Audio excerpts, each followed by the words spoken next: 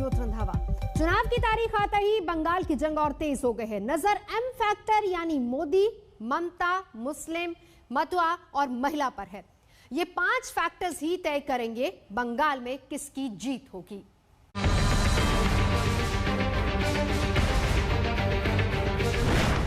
बंगाल में M factor, M मतलब मोदी।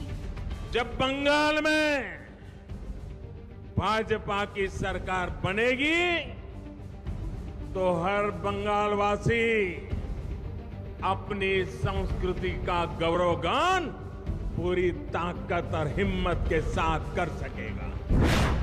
बंगाल में एम फैक्टर मतलब ममता। खेला तो हो ही रे, खेला तो हो ही। बंगाल में एम फैक्टर मतलब मुस्लिम। बंगाल में एम फैक्टर यानी महिला। बंगाल में एम फैक्टर 5 एम ही तय करेगा बंगाल के चुनाव में कौन बाजी मारेगा, किसकी जीत होगी, किसका राज तिलक होगा। चुनाव की लड़ाई आई तो बंगाल की सियासत और गर्मा गई। इस बार बंगाल की जंग बड़ी है। बीजेपी पहली बार सत्ता हासिल करने के लिए पुरजोर कोशिश कर रही है तो ममता बनर्जी लगातार तीसरी बार राज तिलक के लिए हुंकार भर रही हैं।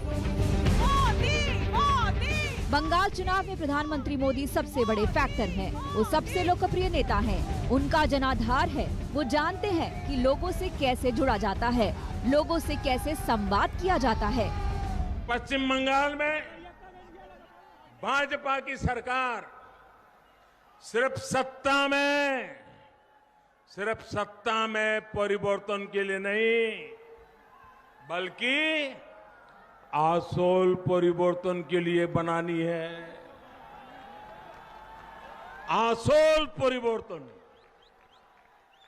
बल्कि यहां कमल खिलाना इसलिए जरूरी है ताकि पश्चिम बंगाल की स्थिति में वो आसोल परिवर्तन आ सके जिसकी उम्मीद में आज हमारा नौजवान जी रहा है।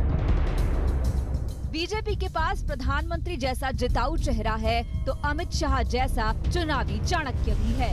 दोनों की जोड़ी जानती है कि नामुमकिन को मुमकिन कैसे किया जाता है। ममता दीदी फेल प्रशासक है, विफल मुख्यमंत्री है। अब समय आ गया है उनको बदलने का। मित्रों, इस बार बंगाल की जनता ने नरेंद्र मोदी जी के विकास के मॉडल और ममता दीदी के विनाश के मॉडल के बीच में पसंदगी करनी है कि बंगाल क्या चाहता है। बीजेपी की त्रिमूर्ति मोदी, शाह और नड्डा के सामने ममता बनर्जी अकेली हुंकार भर रही हैं। ममता ने लेफ्ट की 34 साल पुरानी सरकार को उखाड़ फेंका और सत्ता तक पहुंची। वो जुझारू हैं, स्ट्रीट फाइटर हैं, 10 साल से बंगाल की सत्ता पर काबिज हैं। वो बंगाल को समझती हैं, बंगाल की नब्ज समझती हैं। तो हो ही रे, खेला तो हो ही। এবং এই খেলা থেকেই বিজেপিকে ঠিক করতে হবে আগামী দিন দেশে থাকবে কি থাকবে না। বাংলায় একটা খেলায় যদি ওদের হারিয়ে দেন জানবেন এই দেশ থেকে বিজেপি বিদায়। लेकिन इस बार जंग बड़ी है। सामने मोदी एंड टीम है जिन्हें चुनावी लड़ाई में महारत हासिल है। लोकसभा चुनाव के नतीजे से गदगद बीजेपी इस बार आर पार के मूड में है। अब देखना ये है कि इन एम फैक्टर में से कौन किस पर भारी पड़ता है। मोदी की सरकार बंगाल चुनाव में इस वक्त बहुत ही महत्वपूर्ण है एम फैक्टर यानी ममता और मोदी फैक्टर। दोनों ही बेहद लोकप्रिय नेता है और दोनों ही पार्टियां ये कोशिश में जुटी हुई हैं कि इन लोकप्रिय नेताओं की छवि और उनके करिश्मा के ऊपर लोगों को लुभा पाएं। बीजेपी यही कोशिश में जुटी हुई है कि फिर से एक बार मोदी लहर वो बना पाए और उसका चुनावी फायदा उठा पाए। वहीं दूसरी ओर ममता बनर्जी के करिश्मे पे पूरी तरह से डिपेंडेंट है तृणमूल कांग्रेस और चाह रही है कि उनके इस लोकप्रियता के इस्तेमाल करते हुए चुनावी बैतरनी पार कर पाए।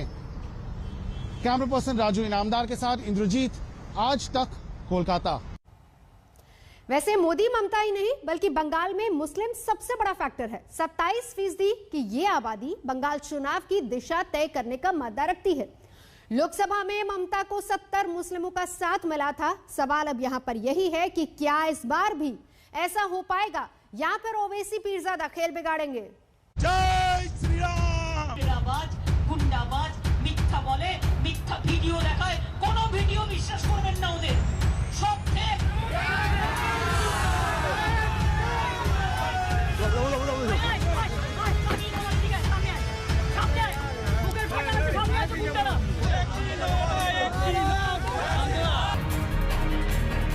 बंगाल के चुनाव में मुस्लिम बड़ा फैक्टर है। जय श्री राम बनाम जय सिया राम और मां दुर्गा के पीछे भी मुस्लिम फैक्टर ही काम कर रहा है। बीजेपी ममता पर मुस्लिम तुष्टीकरण का आरोप लगाकर बहुसंख्यकों को रिझाने में लगी है, तो ममता इस फ्रंट पर भी बीजेपी को टक्कर देने में जुटी हुई है। ये बंगाल के अंदर माहौल ऐसा कर दिया कि जय श्री राम बोलना माने गुनाह है। अरे बनता दीदी, बंगाल में जय श्री राम नहीं बोलना जाएगा तो कहां पाकिस्तान में बोला जाएगा क्या? मुझे बताओ भाइयों, बताओ बहनों, जय श्री राम बोलना चाहिए या नहीं बोलना चाहिए? सरस्वती पूजा नहीं होता, उन्होंने सरस्वती पूजा शुरू किया। ओके जिज्ञेस करो सरस्वती पूजा मंत्र बोल, आगे सरस्वती पूजा मंत्र बोल। दुर्गा पूजा भी ममता जी नहीं करने देता, बल दुर्गा पूजा नहीं करने देता तो 28,000 क्लब को 50,000 रुपया ऐसे मिलते। बंगाल में करीब 27% मुस्लिम आबादी है, जिस पर ममता बनर्जी की गहरी पैठ है। चुनाव दर चुनाव मुस्लिम मतदाताओं का समर्थन बढ़ ही रहा है। जहां 2011 के विधानसभा चुनाव में 41% मुस्लिम मतदाताओं ने ममता को वोट दिया, वहीं 2016 में 50% का साथ मिला।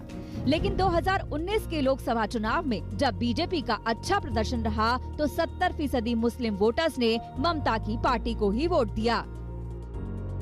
मुस्लिम फैक्टर का ही कमाल रहा कि 2019 के लोकसभा चुनाव में दक्षिण बंगाल ने ममता की झोली सीटों से भर दी। सिर्फ 9 जिलों में टीएमसी को 22 में से 19 सीटें मिली। अगर ये विधानसभा के लिहाज से समझा जाए तो 138 सीटें बैठती हैं। ये सीटें हैं इन 9 जिलों की: उत्तरी 24 परगना, दक्षिण 24 परगना, नादिया, हावड़ा, हुगली, बर्दवान, बीरभूम और पूर्वी मेदिनीपुर। ये 9 जिले बीजेपी के लिए बड़ी चुनौती है। सवाल ये है कि क्या बीजेपी यहाँ सेंधमारी कर पाएगी? ये वो राजनीति है जो देशभक्ति के बजाय वोट बैंक, सबका विकास के बजाय तुष्टीकरण को बल देती है। अपने मुस्लिम वोट बैंक को बचाने के लिए ममता बनर्जी का सामाजिक कल्याण विभाग हर साल 1200 करोड़ रुपए खर्च करता है। ममता की 11 योजनाओं का लाभ भी इन्हीं परिवारों को पहुंचता है। इस बार ममता का खेल बिगाड़ने में ओवैसी और फुरफुरा शरीफ दरगाह के पीरजादा अब्बास सिद्दीकी भी जुट गए हैं। बिहार फॉर्मूले को अपनाते हुए ओवैसी मुस्लिम बहुल 50 सीटों पर चुनाव लड़ने जा रही हैं। तो वहीं पीरजादा अब्बास सिद्दीकी कांग्रेस और लेफ्ट गठबंधन से तालमेल कर रही हैं। मुस्लिम वोटर्स में बिखराव का सीधा फायदा बीजेपी को होगा। लेकिन सवाल ये है कि ये लोग मुस्लिम वोट्स में कितनी सेंधमारी कर पाते हैं। बंगाल के रहने वालों में 30% मुस्लिम समाज है। अब इस समाज का आने वाले चुनावों में एक बहुत ही महत्वपूर्ण किरदार रहेगा, क्योंकि एक और जहां भाजपा 70% हिंदू समाज को अपनी ओर आकर्षित करने की कोशिश कर रही है, वहां ममता बनर्जी के तृणमूल कांग्रेस का इस 30% मुस्लिम समाज को इकट्ठे अपनी ओर रोके रहना एक बहुत ही बड़ा चैलेंज होगा आने वाले चुनावों में, क्योंकि इस चुनावी रण में अब असदुद्दीन ओवैसी और पीरजादा अब्बास सिद्दीकी भी उतर चुके हैं। पौलमी साहा, कोलकाता से आज तक के लिए। वैसे यहाँ टीएमसी और बीजेपी में बाहरी वर्सेस बंगाल की बेटी वाला दंगल भी शुरू हो गया है। जिस मुद्दे को लेकर ममता दीदी लगातार बीजेपी पर हमलावर रही हैं, उसी पर पलटवार करते हुए आज बीजेपी ने करारा तंज किया। एक ट्वीट के जरिए बीजेपी ने ममता की चुनावी रणनीति को लेकर घेरने की कोशिश की। यहाँ शासन करेंगे और बंगाल के लोग ही यहाँ सुशासन प्रस्तावित।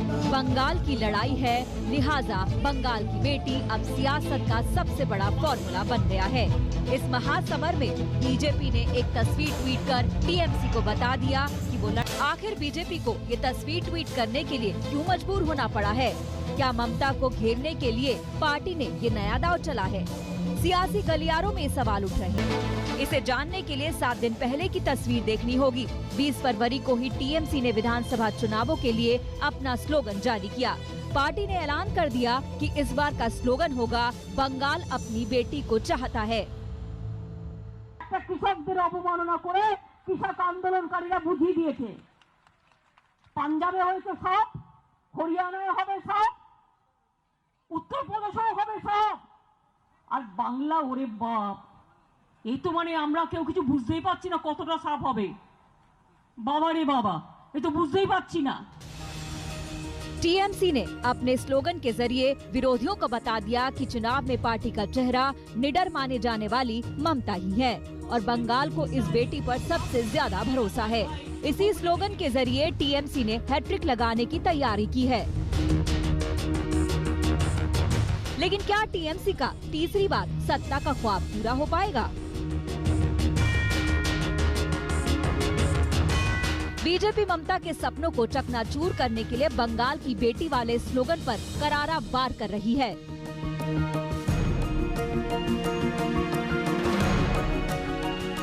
बीजेपी ने एक तस्वीर के साथ एक ट्वीट किया जिसमें लिखा है, बंगाल अपनी बेटी को चाहता है, बुआ को नहीं। बीजेपी ने अपनी पार्टी की 9 महिला नेताओं की तस्वीरों के सामने ममता बनर्जी की तस्वीर लगाकर बड़ा हमला बोला है। इसमें सबसे पहला चेहरा है महिला बाल कल्याण राज्य मंत्री देवाश्री चौधरी का। दूसरा चेहरा है हुगली से पार्टी सांसद लॉकेट चैटर्जी का। तीसरी तस्वीर राज्यसभा सांसद रूपा गांगुली की है। चौथी तस्वीर है पूर्व आईपीएस अफसर और अब बीजेपी नेता भारती घोष की। 5वीं तस्वीर है बंगाल बीजेपी की अल्पसंख्यक चेहरा माने जाने वाली मापूजा खातून की। 6ठी तस्वीर है पार्टी नेता श्री रूपा मित्रा चौधरी की। 7वीं तस्वीर अग्निमित्रा पॉल की है जो बीजेपी बंगाल महिला मोर्चा की अध्यक्ष हैं। 8वीं तस्वीर पार्टी नेता तनुजा चक्रवर्ती की है और आखिरी यानी 9वीं तस्वीर है फाल्गुनी पात्रा की। इन महिला नेताओं ने बंगाल की सियासत में अपनी पैठ बनाई है। बीजेपी ने इन्हें बंगाल की बेटी बताया है तो ममता को बुआ कहकर हमला बोला है। बंगाल में ये हमारा जो तस्वीर देख रहे हैं, ये बंगाल में भर घर का जो महिला लोग है, बहन है, माँ दुर्गा है, सब लोग प्रेजेंट कर रहा है। जो बंगाल में सिर्फ हम दीदी नहीं है, बंगाल में बंगाल का सब दुर्गा, घर घर में जो बंगाल का महिला लोग है, सब लोग दीदी के खिलाफ लड़ेंगे। इस बार के चुनाव में टीएमसी को कदम कदम पर मात देने की ये बीजेपी की रणनीति है। हिंसा पर ममता दीदी को घेरने वाली बीजेपी इस नए दांव के सहारे चुनावी अभियान को आगे बढ़ा रही है ताकि बंगाल की बेटी वाले कार्ड से ममता को मात दी जा सके। हम लोग जानते हैं कि 2021 में तृणमूल सरकार नहीं आएगा, उसका मन में ये पूरा पक्का हो गया है। 2016 में जब मैं कैंडिडेट थी बीरभूम से, ऐसे ही हुआ था, मेरा रथ में पूरा भांगचूर हुआ था, तोड़फोड़ हुआ था, मेरा गाड़ी में भी हुआ था। अभी यहाँ से शुरू कर दिया है क्योंकि हम लोग उसको पता है कि बंगाल का जो जनता है अभी मोदी जी को ले आने के लिए पूरा कोशिश करेंगे और बंगाल का जनता अभी भारतीय जनता पार्टी सरकार को चाहेंगे और मोदी जी का नेतृत्व में ये हो रहा है। इसलिए उसका जनता के ऊपर उनका विश्वास नहीं है, इसलिए तोड़फोड़ करके डरा के ये सब करने का चेष्टा कर रहा है, लेकिन ये सब कुछ भी नहीं होगा। अभी एक दिन पहले ही ममता बनर्जी ने बंगाल के चुनाव में बाहरी मुद्दे को लेकर बीजेपी पर हमला बोला। उन्होंने आरोप लगाया कि एक महिला मुख्यमंत्री से डरी हुई है। বাংলা শাসন করবে না, বাংলার মানুষ বাংলা শাসন করবে। আর আমি ইলেকশন কমিশনের কাছে রিকোয়েস্ট করব, with my humble regard, please consider West Bengal is your own state. TMC ने 2011 में नारा दिया था, बोदला नोए बोदला चाय, यानी बदला नहीं बदलाव चाहिए। इस नारे के साथ ममता ने 34 साल पुरानी लेफ्ट की सरकार को उखाड़ फेंका था, लेकिन अब वो बंगाल की बेटी को चाहता है। इस नारे के साथ वो आगे बढ़ रही है, जिस पर बीजेपी ने मोर्चा खोल दिया है। लेकिन इंतजार इस बात का रहेगा कि बंगाल की जनता किसके दावे पर भरोसा करती है। इंद्रजीत कुंडू के साथ पौलमी साहा, कोलकाता आज तक। नमस्कार, मैं हूं अंजना ओम कश्यप। हमें उम्मीद है ये वीडियो आपको पसंद आया होगा। लेटेस्ट खबरों के लिए यूं ही देखते रहिए आज तक, और इस वीडियो के पसंद आने पर लाइक, शेयर एंड सब्सक्राइब करना ना भूलें।